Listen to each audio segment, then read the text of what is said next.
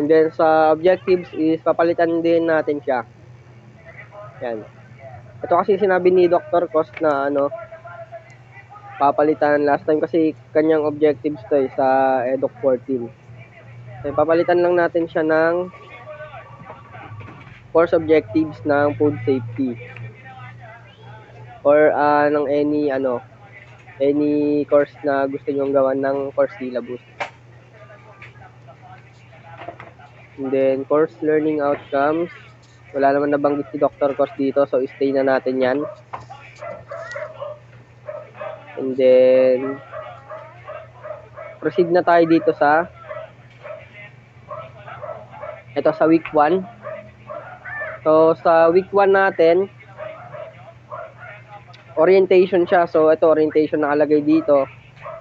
Ayan. So, si week 1 is ikakopy natin dito kay week number 10. Ayan, kakopy lang natin siya dito.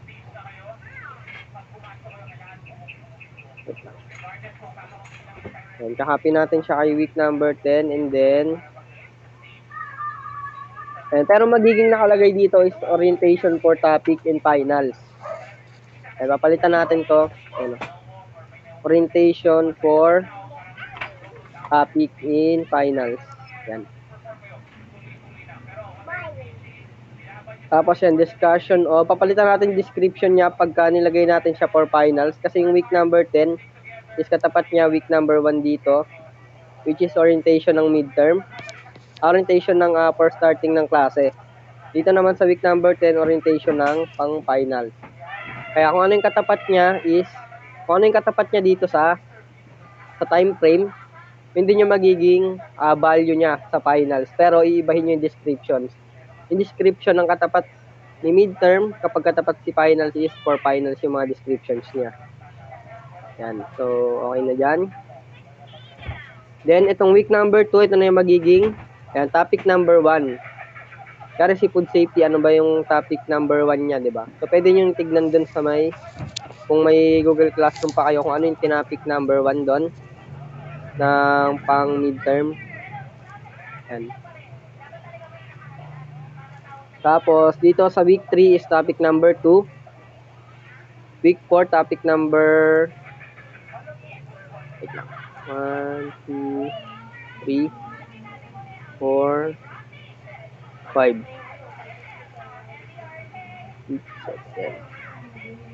Tapos dito sa may katapat niya sa may finals, ito finals na kasi dito sa may week number 11.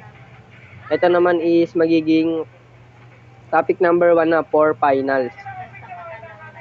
Ayan, kasi diba yung week number 2 is topic number 1 for midterm. So dito is for finals na. And then sa pinakadulo, itong week number 7, project making, 'di ba? Ilalagay daw natin dito is project making for midterm.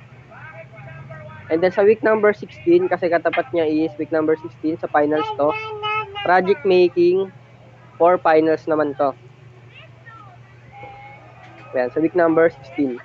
Then sa week number 17 is ito yung consultation. Sabi ni Dr. Cos dito. And then sa week number 18 is ilalagay natin, ayan, final examination. Ayan, okay na yan kasi nakalagay is final examination naman. Then dito sa week number 9 is ayan, pang midterm. Yan, then wait lang. Sa learning plan dito, wala namang nabanggit si Dr. Cos. Wait, check pa. Ayan, ito mga references dito sa may dulo. Papalitan natin. So, yung mga references, papalitan lang natin siya. Sabi ni Dr. Cos, pwede daw tayo kumuha bukod sa book, pwede daw tayo kumuha sa internet. And then, lalagay lang natin dito sa baba na to yung mga references. Kaya yung link. Saan daw natin nakuha yung definition ng food safety. Yun. Saan daw natin nakuha yan, nalagay natin dito yung dito. Naka-APA format to. Yan, may mga et al. Yan. Then, yung link na saan natin nakuha dito sa baba ng additional supplementary materials. Yan. So, ayun lang naman yung mga papalitan natin. Dito sa iba is wala naman ang nabanggit si Dr. Cos. So, ayun lang yung mga papalitan natin. Week number 1, yan, orientation for midterm. Week number 10, orientation for finals. Tapos week 11, topic 1 for finals. Hanggang sa makarating tayo dito sa project making. Ayan. Ito sa project making for finals and midterm. Same lang siya sa week 7, which is project making ng midterm sa week 7. I-discuss dito yung kung ano yung gagawin na project ng mga students. Then dito sa week 8 is napapalitan natin siya ng consultation for project making. Ayan. And then ito na yung exam sa week number 9.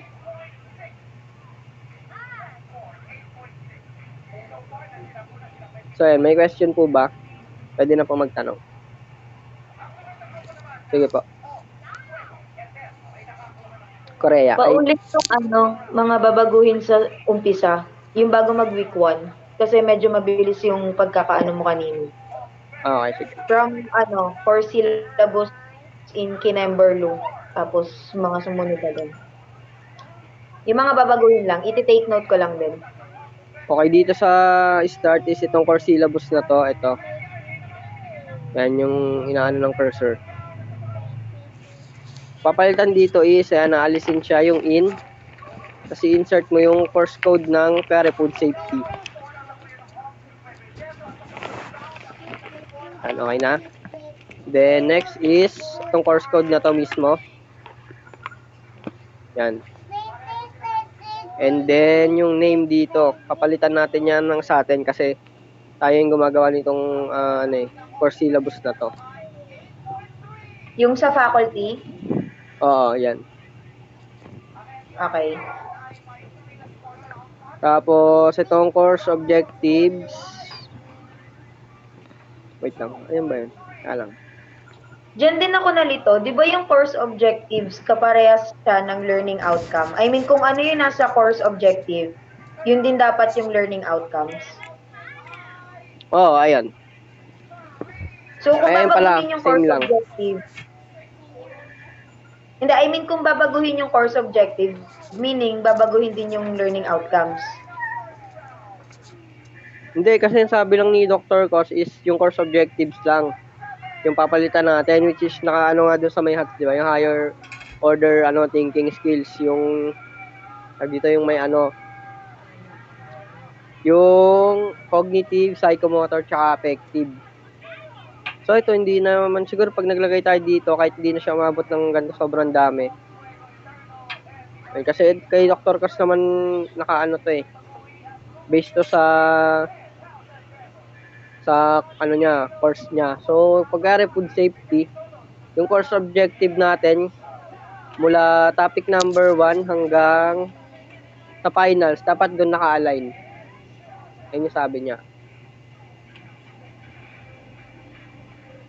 So, sabi niya dito sa course objective niya, explain terms. Yan, ito yung sa orientation yan eh.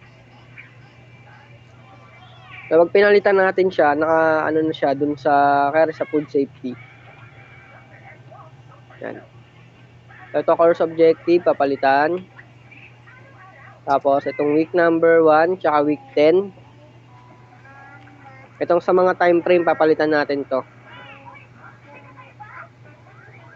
Kasi kay Dr. Cos na to eh. Na week, time frame. Basta kung ano yung katapat ng ng mga to, katumbas niya dito sa finals din ganun. Kasi sabi niya, whatever you do in midterm daw, ganun din sa finals.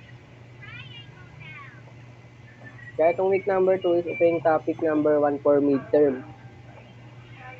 Kaya kaya sa food safety, yung topic number 1 doon, kaya what is the definition of food safety, ganun. Ayun yung ilalagay natin dito sa week number 2, yan. Alagay lang natin ng topic number 1.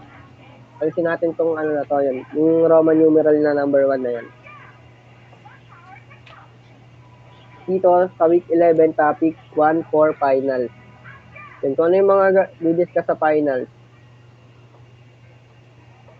Hanggang sa makarating dito sa project making and then final examination.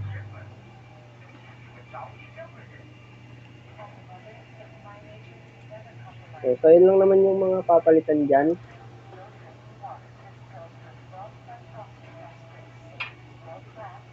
So dito, hindi na natin papalitan to dito kasi hindi naman sinabing Dr. Cos na papalitan to eh.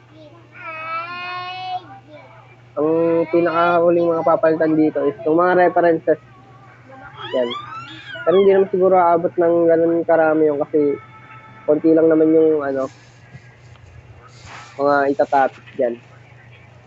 Dito lalagay yung mga links. So ayun lang. Kasi yung file name per group lagay na lang.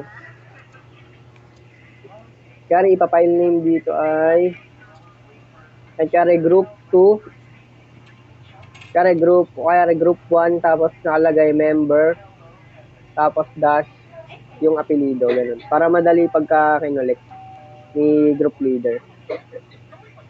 So ayun, may question pa po ba?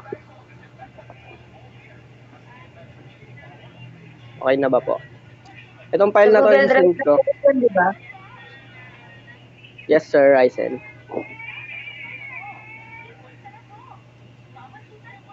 Diyan pwede po bang doon na lang i-submit sa may link ng Google Drive? Maggawa na lang ng panibagong folder doon sa Calde Group. Or ayun, doon na lang. Si Press na po mag-aano nun sa mga drive natin. Siya kasi nagmamanage nun. Tapos yung sa mga Anong file ako? names na lang. Di ba gumawa ka ng doon, sabi mo? Gumawa na nga ako. Pero I mean yung sinasabi ni Ryzen, pwedeng per Ano ba? leader na rin yun. Okay. Oo, per leader. Si Idol naman eh. Lilito ako eh. Ayun, doon na lang din. Iisang drive lang yung yung gagamitin natin for midterm and finals. Oo. Nakakatamad naman Para hindi nakalito. Yun din pala itatanong ko sa inyo per leader kung okay na ba yung kumpleto na ba yung reflections kasi baka hanapin na ni Dr. Cos yung for midterm.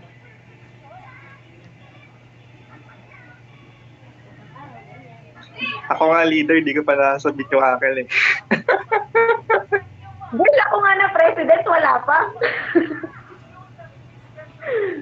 Okay lang yan. Actually, the experience namin kay Dr. Cos, sa finals nilang talaga hinahanap yung reflection. Kapag nag-due date na, kailangan na submit na yung midterm and finals na reflection. Yung midterm, din niya na hinahanap yun. Sa finals na lang siguro. Di ba sa Glenn?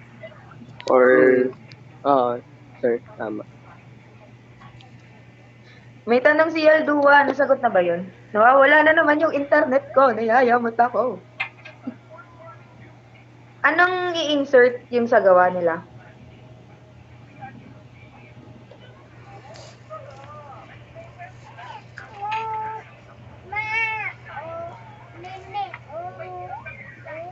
Huh? May mic ka ba?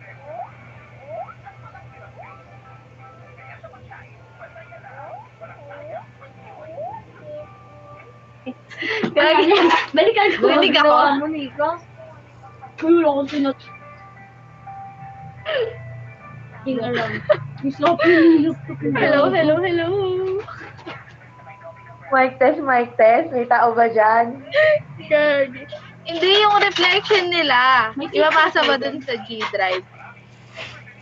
Oo, doon talaga ilalagay yon. Kaya gumawa kami ng Google Drive para rin, di ba yung Google Drive na yon lahat may access? So, di I ba? mean,